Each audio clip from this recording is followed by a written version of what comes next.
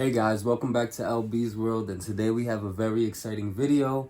I just got back from the pet store and we picked up a bunch of interesting things that I think you guys will be excited as much as I am about. So yeah, let's get to it and let's check out what I got at the pet store. Okay guys, so the first thing I want to be showing you are what I got in these 3 containers. I will just be showing you one, but yeah, they're all the same. So yeah, let's look in here.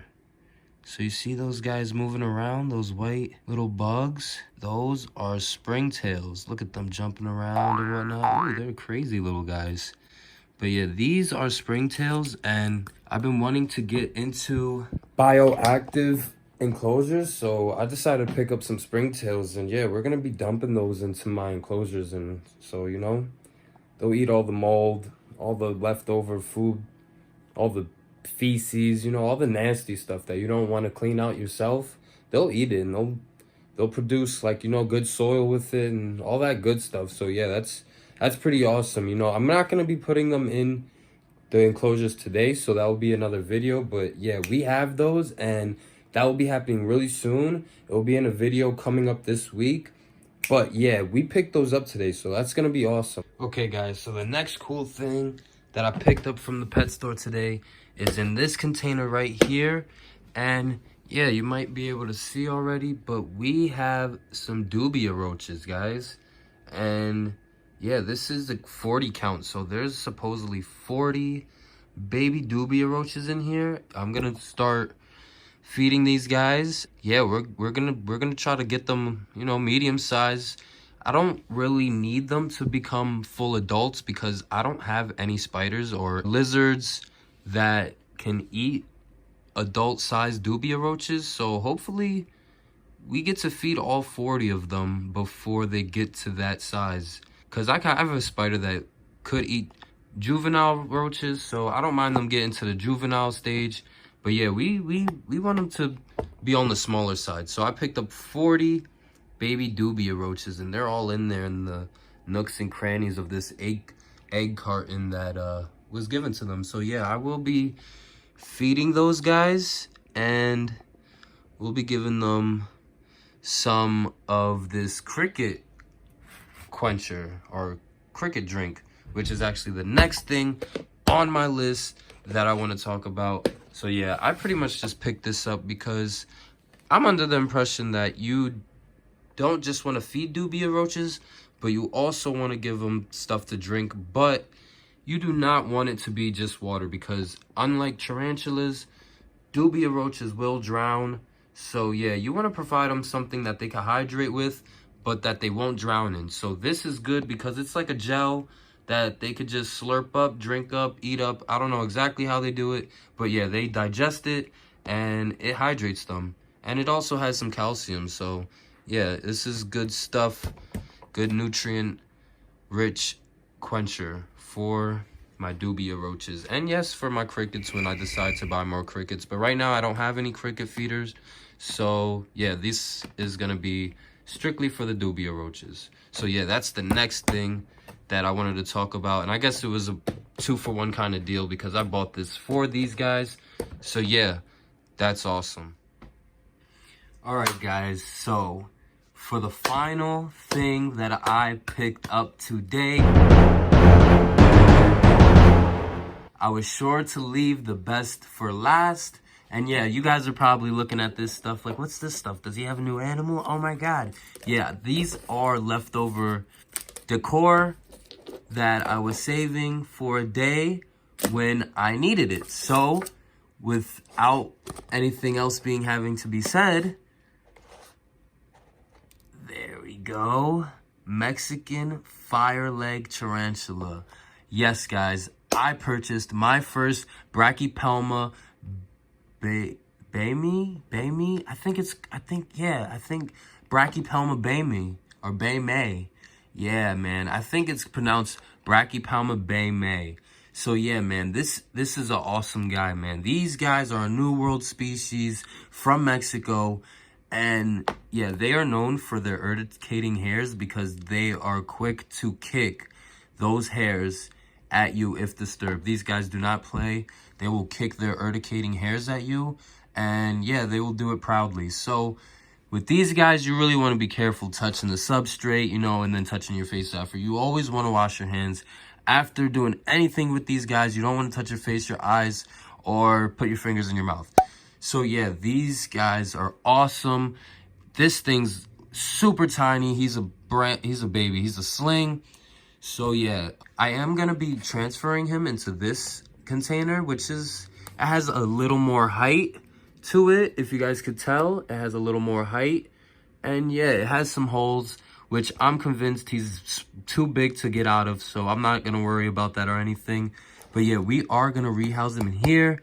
I'm gonna get some dirt, this piece of cork, maybe a stone or two. And I'm definitely not gonna be using this whole thing, but I think that I am gonna take one of these sections off, stick it in the dirt, and he'll have some nice fake plants to hide in, web up, whatever he wants to do, kick hairs on. I really don't care, but I am gonna give him some plants. I guess some fake plants. So yeah, let's go ahead and take a look at this bugger. Oh man, this guy, he is tiny, and he's right about here, if you could see him through the top. But I will take off the top so you guys can see him clearly. Oh, he's a little bolty sucker. He's running around in there. So yeah, there he is. He's just a little guy, and I'm not quite sure. This is the smallest spider I've ever bought, but he seems to be in some type of pre-molt. Oh, he's a darty guy. He's a little darty sucker. He's not happy with the light, I don't think. But yeah, he seems to be in pre-molt. I'm not too sure, but yeah, I am gonna be transferring him into this container. And yeah, I will set this up, and yeah, I will basically rehouse this tarantula into its new container. Okay guys, so in this little tiny sling enclosure, we will be using creature soil, which you guys seen in previous videos. This is the leftover creature soil that I was saving for another creature. So, yeah, we will be using this, as well as adding some of the leftover creature floor, which just looks like to be wood chips to me. Oh, so it's a natural cypress mulch substrate. All right, cool. So yeah, that's what this is, which I think just is a fancy word for pieces of wood. So yeah, we will be using this creature floor, as well as some of that terrarium moss that you guys saw in my cleaning my snake cage video that has leaf litter and sticks all up in it. So yeah, and the top's just dry, but there's some moist stuff in here, and I can always just wet it up a little bit.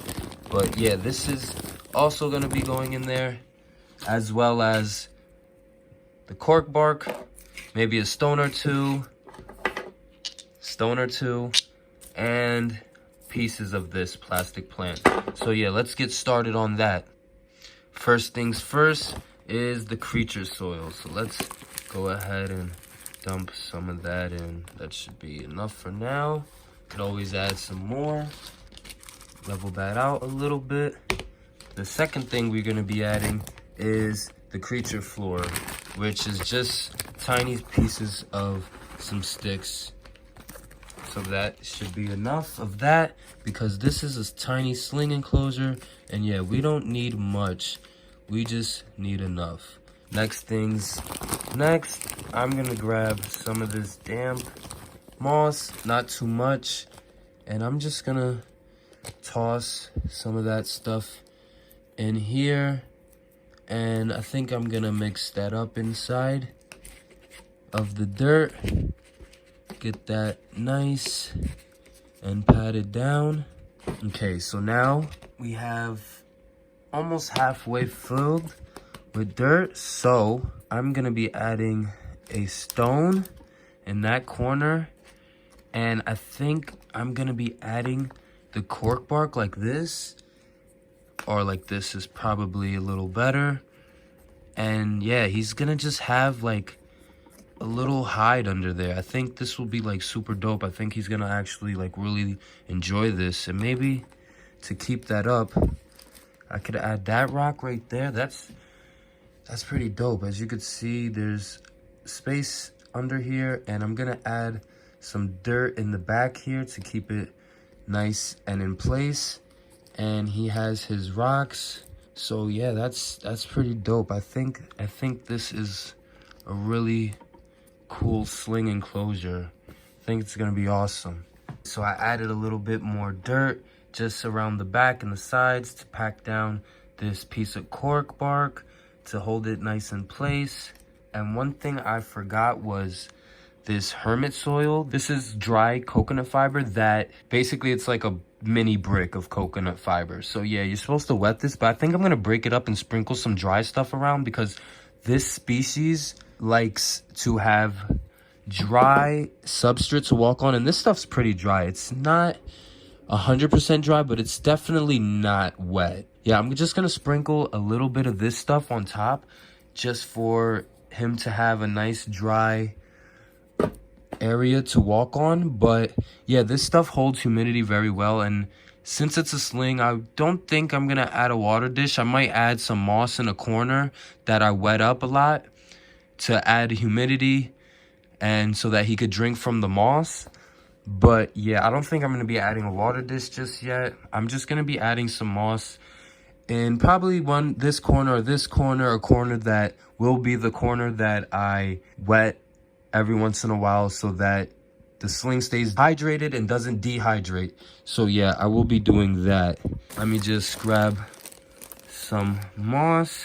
The other moss that I put in, I mixed it around, so it's in there. It's just under the dirt. So I'm just going to grab some moss and kind of stick it in this corner, and this will be my designated corner for wetting down this sling enclosure, and he'll be able to drink straight from this moss, so everything will be super okay. And yeah, he should thrive in this little container. Got a little bit of spray, so I'm gonna switch that down a little bit.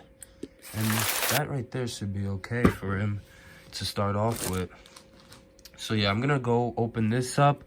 I'm not gonna try to use all of it. I'm gonna try to scrape some dry stuff off and sprinkle it on top of this enclosure. So just give me 1 second and I'll be back, guys. Okay guys, so this stuff is pretty dense. I have a little method scraping it off with this knife because I don't want this to get wet, honestly. I don't want to wait for it to dry. So I'm just scraping off what I can on the edges. I don't need much either because it's a slings enclosure. So yeah, I'm just gonna give him a little bit of this stuff. And honestly, that should be fine. I think that looks pretty nice. That's pretty nice. And I'm gonna make sure a lot of it doesn't go in its hide because I'm pretty sure these spiders still want a moist area to go and retreat to. They just kind of need dry land, and I'm pretty sure in their burrow they like it humid. So yeah, scrape, and I literally just made a mess. Like, this stuff just got everywhere, so I'll be wiping that up, but no worries. It's all in a day's work of animal keeping. Let that moss up, and yeah, I think this is ready to go. I'm just gonna add one of these segments. So yeah, let me go get a scissor, cut one of these segments off, and yeah, then we will be putting in my Mexican fire lake tarantula, my Brachypelma Bay May.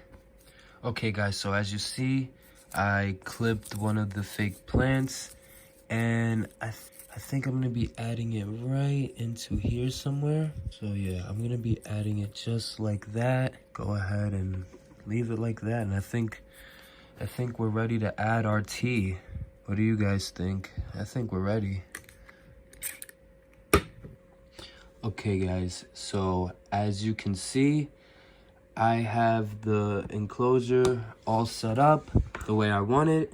Under there, he has a nice deep burrow for a sling, in my opinion. So yeah, this is nice. And you know, we're down to the moment you guys been waiting for, the rehouse.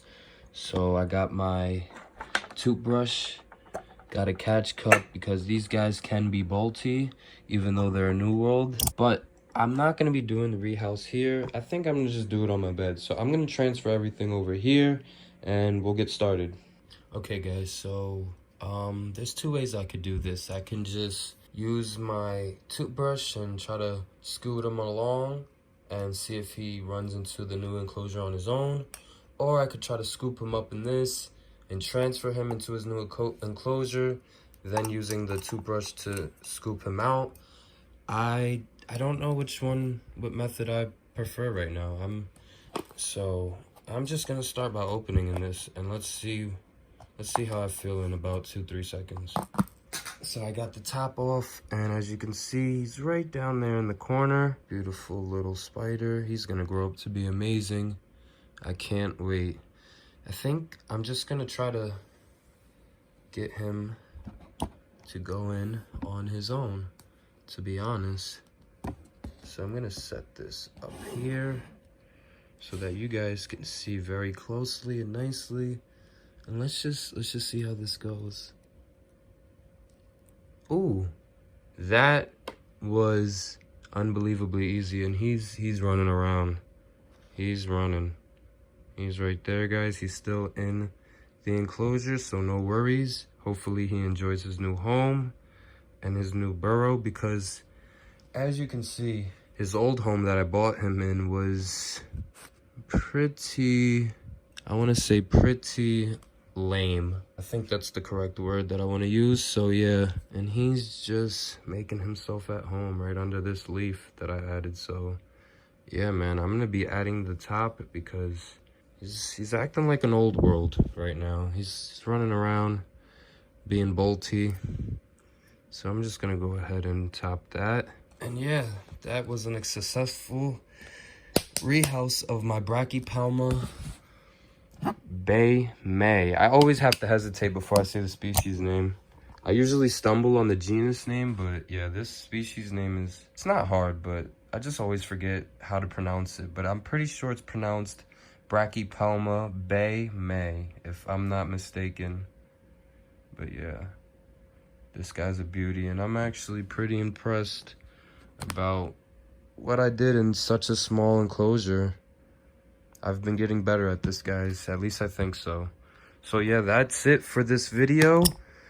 And I will be doing the springtails in a day or two, so don't worry about that. That video will be coming shortly after this one. And yeah, I also have a few other videos that I will be recording this week, so stay tuned and check them out for sure, because they're going to be interesting videos. And if you like this video, like, comment, subscribe, share, tell a friend about it, tell a friend to tell a friend, tell your grandma, freak her out or something, I don't know. But yeah, share this video because it's interesting stuff, and people want to be interested by interesting things.